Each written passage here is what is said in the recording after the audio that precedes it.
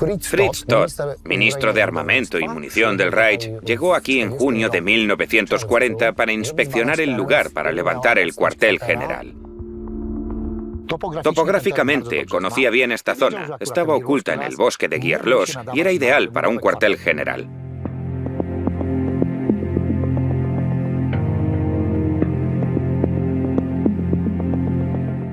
El cuartel general estaba dividido en 3 zonas de seguridad, donde residían un total de 2.500 personas. Además de los colaboradores más cercanos de Hitler, vivían también las personas necesarias para que la capital del Tercer Reich funcionase adecuadamente, una función que la guarida del Lobo mantuvo durante los casi 3 años de la guerra contra Rusia. En la zona 1 estaban los edificios residenciales y los refugios de Hitler, Keitel, Bormann, Jodl y Göring. Además, albergaba al personal de seguridad del Führer, la centralita telefónica, la oficina de correos y los barracones de taquígrafas y estenotipistas, las únicas mujeres de las instalaciones. Eva Braun nunca visitaba la guarida del Lobo. En la zona 2 vivían todos los demás. La guarida del Lobo era una auténtica ciudad en el bosque. Tenía carreteras de cemento iluminadas por farolas, una red de abastecimiento de aguas, otra de saneamiento y plantas de tratamiento de residuos. Tras algunas modernizaciones, todo sigue funcionando hoy en día.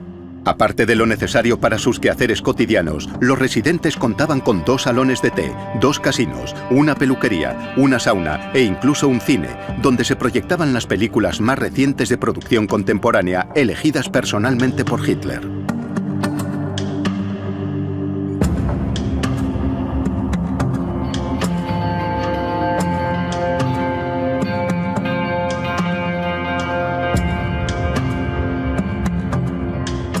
Hitler quería construir ese cuartel general en Prusia, pero también detrás de los grandes lagos de Masuria, que formaban una barrera protectora natural contra el este. Para ocupar esta zona, Stalin tendría que haber rodeado todos los lagos, empezando por el lago Mamri en el norte, siguiendo después por Kirsaiti, Niegochin y Sniardova.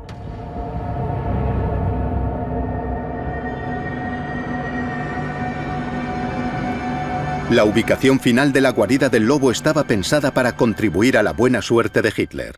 El cuartel general estaba oculto en una zona de bosque denso, rodeado al norte por pantanos inaccesibles y al oeste por los lagos Moy y Siercha.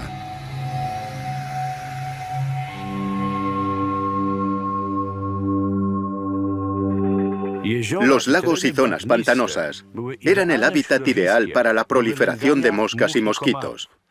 Se necesitaban máscaras especiales para protegerse el rostro de las picaduras de los insectos. En todos los puestos de observación había mosquiteras. El casino de las SS, que albergaba la guarida personal de Hitler, irónicamente era conocido como el refugio de los mosquitos.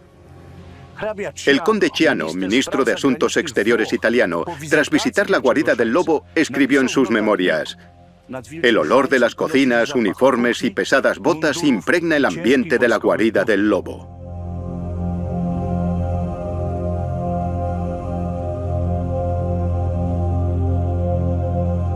La carretera y vía férrea existentes se incorporaron a la zona delimitada para el cuartel general y se usaron para transportar los materiales de construcción.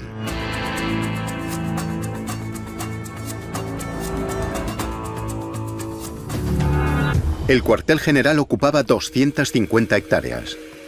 La guarida del Lobo estaba protegida por alambradas de espino y campos minados, cuyas medidas oscilaban entre los 50 y los 100 metros de ancho. Algunas de las minas terrestres no eran desactivables y las minas con carcasa de cristal eran indetectables por los equipos antiminas. Mina antipersona MI-35. Cuando un soldado la activaba al pisarla, la mina salía disparada hacia arriba de su lata, hasta una altura de 1,5 metros, y la metralla que proyectaba hería a la persona que la había pisado. Esta es solo una de las 54.000 minas letales que protegían el acceso a la guarida del Lobo, en una superficie equivalente a la de 100 campos de fútbol.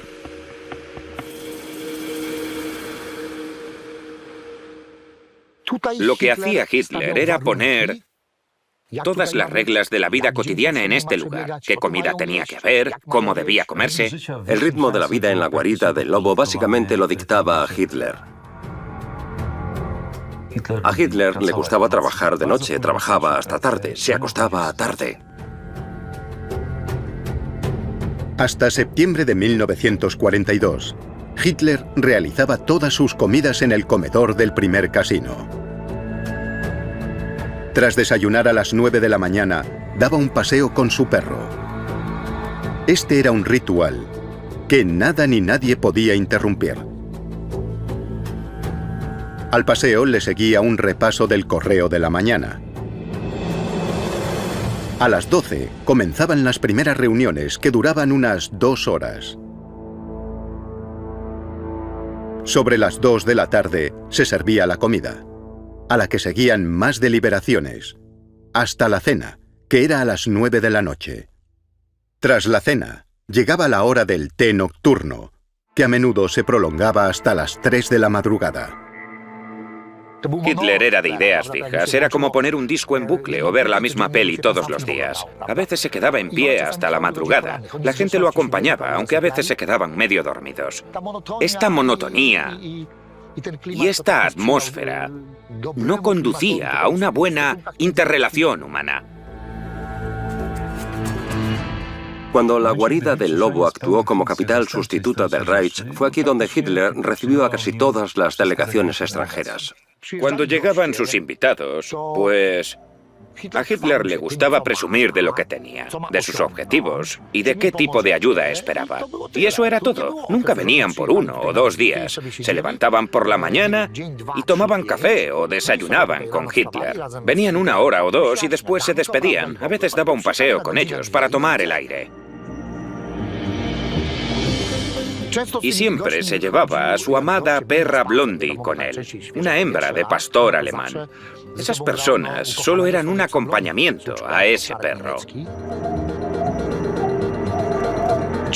En ocasiones se centraba más en el perro que en sus propios invitados.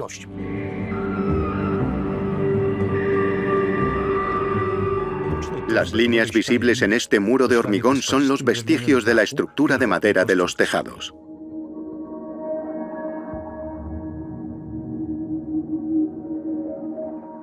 La construcción continuó añadiendo un granulado de aluminio al mortero de cemento que propiciaba una reacción exotérmica que liberaba calor.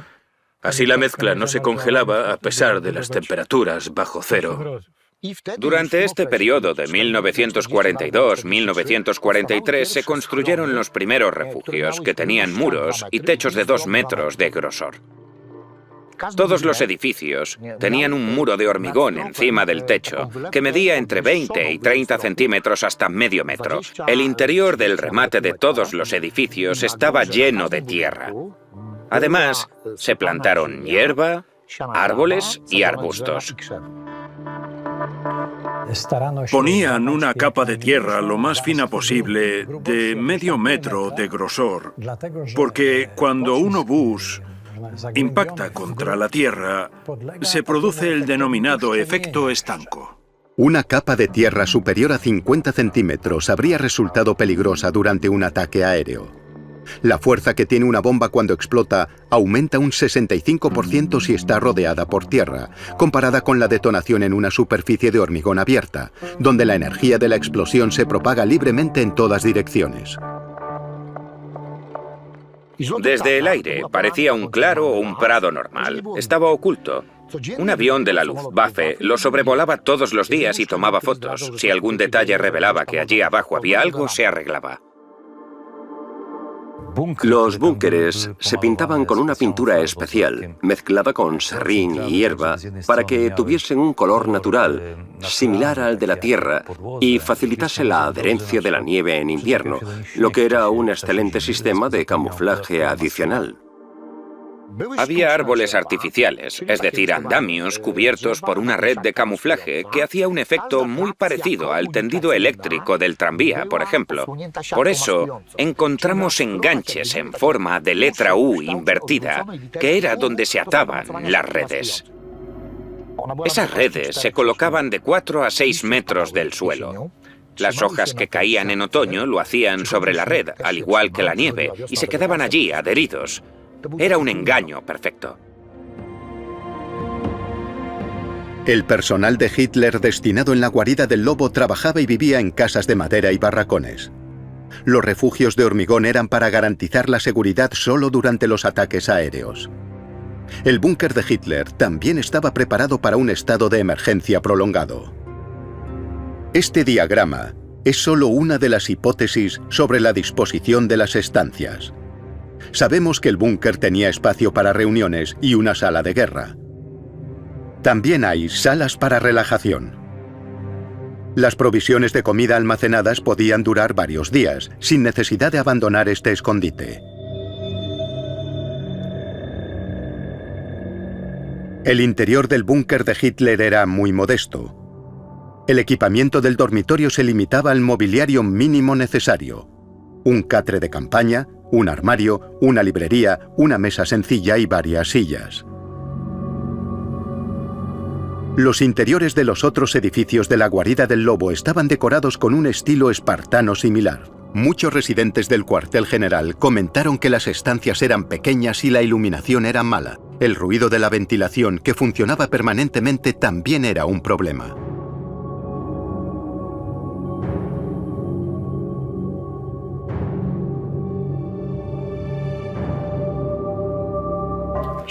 Las pirámides de hormigón daban una sensación de seguridad a los generales del Tercer Reich, pero no ofrecían lujos. Alfred Jodl, general del ejército alemán, testificó durante los juicios de Nuremberg de 1946 que la guarida del lobo estaba a medio camino entre un monasterio y un campo de concentración.